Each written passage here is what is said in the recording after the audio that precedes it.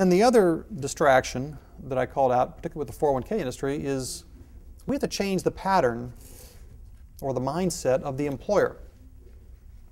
And here the employer has to recognize how critical a role they play in providing the confidence to their employee that this is the right thing to do.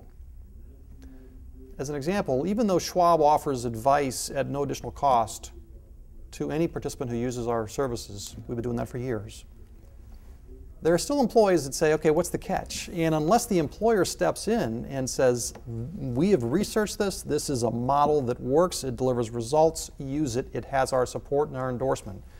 For the employers that stand behind that, the employees look to that employer with a very high sense of weight. That means a lot to them. So the critical role of the employer is one of the things we have to continue to bring out and acknowledge. And what that flies in the face of, though, is a paralysis for many employers over litigation risk.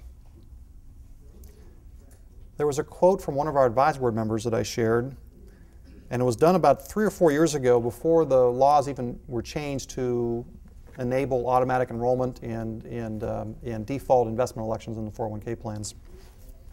And this particular partner in this law firm was advocating just that. We were going to default the enrollment into target funds and automatically enroll the brand new employees into the 401k plan. Again, before the rules even said you can do that. And he was challenged.